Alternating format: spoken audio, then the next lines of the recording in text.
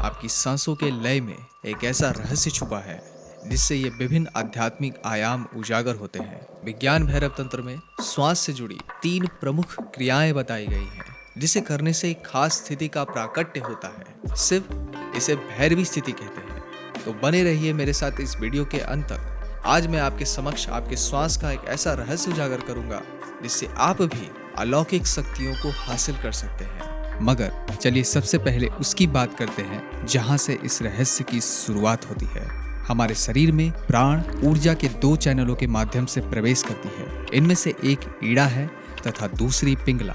अब जबकि ये ईड़ा, जो कि हमारे नासिका के बाएं नथुने से जुड़ी होती है, ये कनेक्टेड होती है हमारे राइट ब्रेन से, जो कि हमारे लिए रचनात्मक अभिव्यक्ति एवं निकट भविष्य के पूर्व आभास जैसे शक्तियों को खोल सकता है। जबकि इसी नासिका का दाहिना चैनल, जो कि पिंगला है, वो जुड़ा होता है हमारे लेफ्ट ब्रेन से, जो हमें तर्कशील और एक विवेकवान व्यक्ति बनने में हमारी सहायता कर सकता है। अर्थात केवल ईड़ा पिंगला के उपयोग से ही आप अनेकों शक्तियां जागृत कर सकते हैं।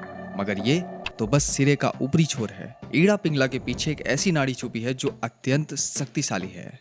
हमारी सांसें पूरे दिन के दौरान कभी ईड़ा से पिंगला, फिर पीड़ा से इंगला में बदलते रहती है। उदाहरण के लिए, यदि आपकी सांसें अभी बाएं धमनी में अर्थात ईड़ा में अधिक सक्रिय है, इसके ठीक 60 से 90 मिनट बाद वो दूसरी धमनी पिंगला में सक्रिय हो जाएगी और आप महसूस करोगे कि आपके एक छिद्र से हवा अधिक प्रवेश कर रही है। ये साइकिल पूरे दिन ऐसे ही चलता रहता है। पर अब इसका उपयोग कैसे करें? तो सुनिए।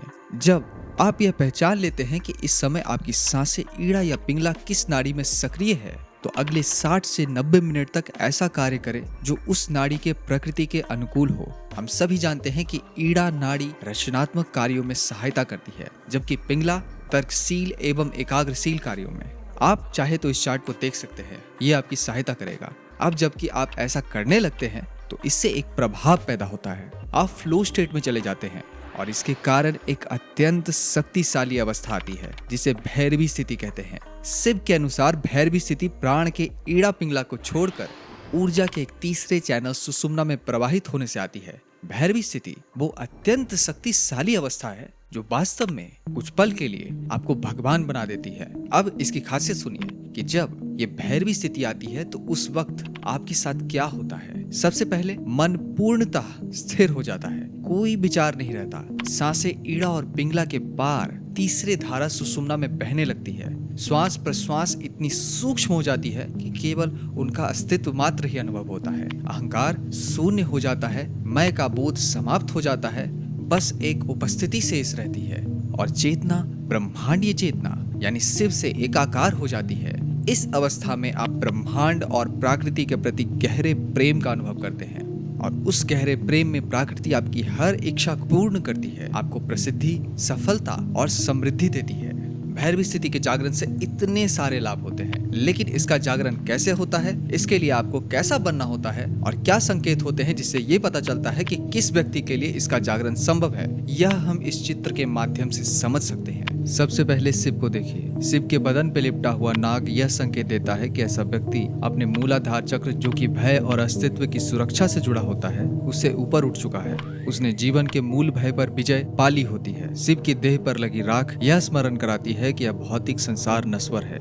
ऐसा व्यक्ति निरंतर जानता है कि उसका शरीर, उसके द्वारा अर्जित धन, जमीन, गाड़ी, पद, प्रतिष्ठा सब कुछ क्षण भंगुर है। वह यह भी स्मरण रखता है कि वह अमर चेतना है, इसलिए वह भौतिक वस्तुओं, पदों, नाम, यश को भस्म के समान समझता है और सभी कुछ होते हुए भी वह भीतर से सदा निर्लिप्त, निरअहंकार और साक्षी भाव में रहता है। यदि आप में भी यह गुण विद्यमान है तो भैरवी स्थिति का जागरण आपके लिए सहज रूप से संभव है, जिसके 3 प्रमुख पड़ाव हैं। पहला पड़ाव एक खास तरीके का श्वास लय स्थापित करना है। एक विशेष विधि से श्वास की लय को साधा जाता है। इससे एक विशेष प्रकार की बुद्धिमत्ता यानी हायर इंटेलिजेंस जागृत होती है। इसके प्रभाव से आप किसी भी जटिल से जटिल विषय, व्यक्ति या स्थिति को सहज रूप से समझने लगते हैं। दूसरा पड़ाव विचारों को एक खास तरीके से ऑर्गेनाइज करना है। आपके विचारों को एक स्पेशल प्रैक्टिस के साथ ऑर्गेनाइज किया जाता है। इससे भीतर एक गहन अवचेतन एकाग्रता खुलती है और आपका मन सामान्य से 100 गुना अधिक तीव्र और कुशल ढंग से कार्य करने लगता है। तीसरा पड़ाव ऊर्जा को चैनलाइज एनालाइज करना है।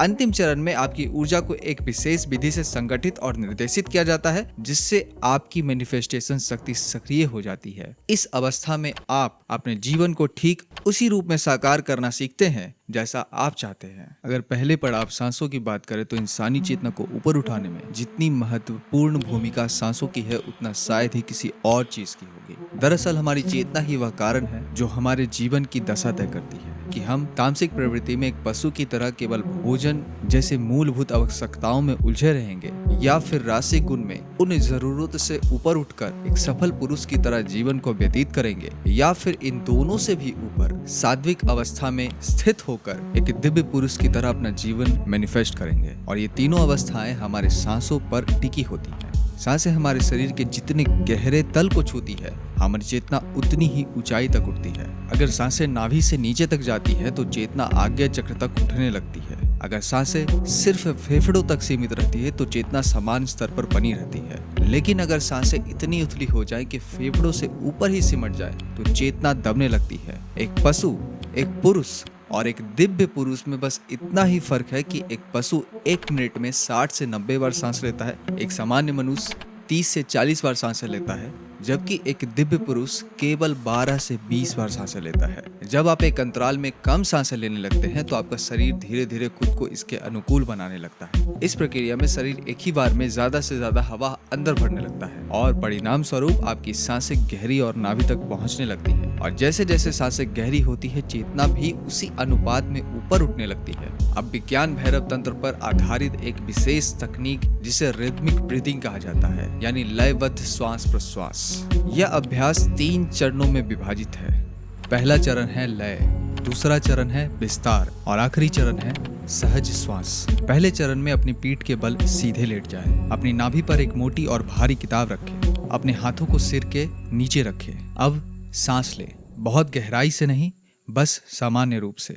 अब कोशिश करें कि किताब ऊपर उठे, लेकिन छाती नहीं।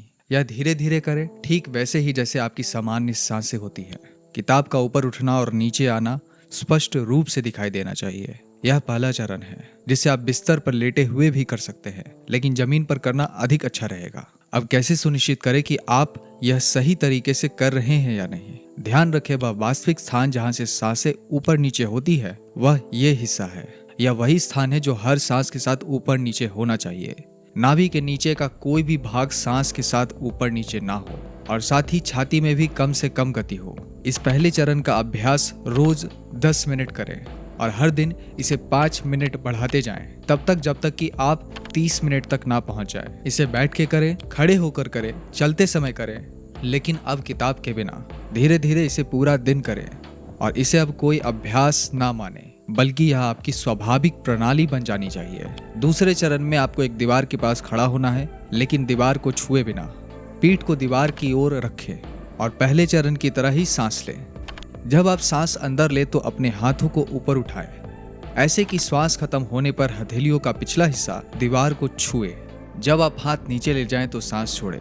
किसी भी चरण पर सांस रोकना नहीं है। ध्यान रहे, आपको दूसरे चरण का अभ्यास तब तक नहीं करना है जब तक कि आपने अपना पहला चरण परफेक्ट ना कर लिया हो, या कम से कम 6 महीना अभ्यास ना किया हो। पहला चरण जिसमें किताब का उपयोग किया गया था, आपको निचले छाती में सांस का अनुभव करवाने के लिए था। अब दूसरा चरण जिसमें दीवार के पास खड़े होकर अभ्यास किया जाता है, आपके छाती के ऊपरी हिस्से में सांस का अनुभव करवाता है। जब ये दोनों चरण मिल जाते हैं तो इसका अर्थ है कि हम निचले पसलियों और ऊपरी पसलियों को एक साथ फैलाते हुए सांस लेते हैं। ध्यान रहे, नीचे या ऊपर की पसलियों को अधिक ना फैलाएं, जैसे गहरी सांस लेने में किया जाता है। इसे व्यायाम के रूप में ना करें, बल्कि इसे सामान्य सांस लेने के तरीके की तरह अपनाएं और पूरे दिन इस तरह से सांस लेने का प्रयास करें। यह केवल सही तरीके से सांस लेना है, ना कि गहरी सांस लेना। अब अगर तीसरे चरण की बात करें तो ये सांसों का वो रहस्य है जो सबसे शक्तिशाली है। दरअसल हमारी सांसें अर्थात प्राण हमारी इंद्रियों यानी आँख, कान, जीवा, नाक, त्वचा और चेतना को जोड़ती है।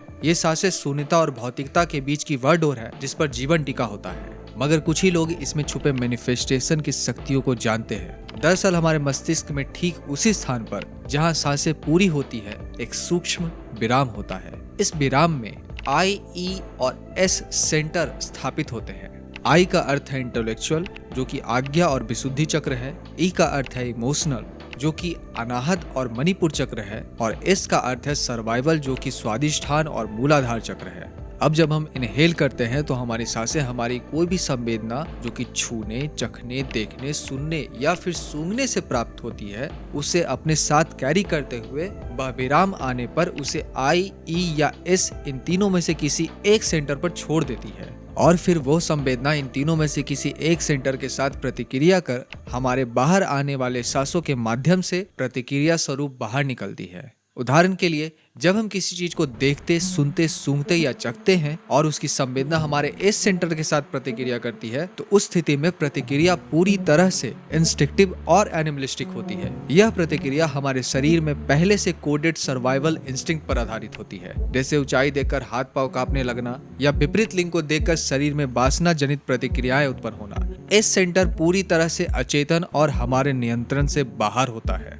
जब वही संवेदना ई सेंटर पर रजिस्टर होती है तो प्रतिक्रिया भावनात्मक आधार पर व्यक्त होती है, जैसे राष्ट्रगान सुनते समय शरीर में सिहरन महसूस होना या किसी गरीब असहाय को देखकर उनके लिए कुछ करने की प्रेरणा उठना। ई सेंटर से उत्पन्न होने वाली प्रतिक्रिया अर्ध अचेतन और आंशिक रूप से हमारे नियंत्रण में होती है। लेकिन जब संवेदना आई सेंटर पर पहुंचती है तो किस संवेदना को कैसी प्रतिक्रिया दी जाए, यह पूरी तरह से हमारे हाथ में होता है। उदाहरण के लिए, डर को प्रकट करना है या नहीं, या अपनी भावनाओं को बाहर लाना है या नहीं, इन सब का निर्णय हम पूर्ण चेतन और नियंत्रण के साथ करते हैं। आई सेंटर में उत्पन्न होने वाली हर संवेदना पर हम सिर्फ रिएक्ट नहीं करते बल्कि एक्ट करते हैं, यानी सोच समझकर जागरूकता पूर्वक निर्णय लेते हैं। इससे भीतर एक साक्षी भाव जागृत होता है जिससे फ्री विल का जन्म होता है, और इसी फ्री विल के माध्यम से हमें अपनी ऊर्जाओं, भावनाओं और संवेदनाओं पर मैनिफेस्टेशन का अधिकार प्राप्त होता है। जैसे यदि आपने अपने संवेदनाओं पर फ्री विल प्राप्त कर ली तो किसी इंटरव्यू या प्रेशर सिचुएशन में कैसे अपने नफ्स को कंट्रोल रखना है या पूरी तरह से आपके नियंत्रण में होगा। अगर आपने अपनी भावनाओं पर फ्री विल प्राप्त कर ली तो कब और क्या महसूस करना है, जैसे खुशी या प्रेम, वह आप स्वयं तय कर पाएंगे। और यदि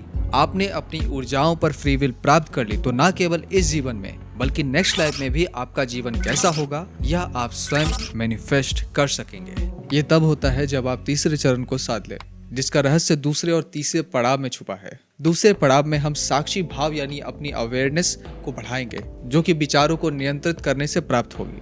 उसके लिए सुबह उठते ही सबसे पहले थोड़ी देर शांत बैठे और शांति कायम रखें। अब अपने सांसों के प्रति साक्षी भाव मेंटेन करें, फिर धीरे धीरे इस साक्षी भाव को अपने विचारों तक ले जाएं। अब दिन में बार बार खुद को यह स्मरण कराएं कि आपको अपने विचारों के प्रति साक्षी रहना है। फिर खाने, पीने, चलने और सोते समय भी इसका पालन करें और इसको रोज दोहराएं। इसको 90 दिन करने से आपका दूसरा पड़ाव पूरा हो जाएगा। अब बारी है तीसरे पड़ाव की, जिसमें हम अपनी ऊर्जा को चैनलाइज करते हैं, जो कि ब्रह्मचर्य द्वारा किया जाता है। मैंने ब्रह्मचर्य पर पहले ही डिटेल वीडियो बना रखी है, तो आप इसे देख सकते हैं। आशा करता हूँ कि आप इस वीडियो में बताए गए पड़ावों का नियमित रूप से पालन करेंगे।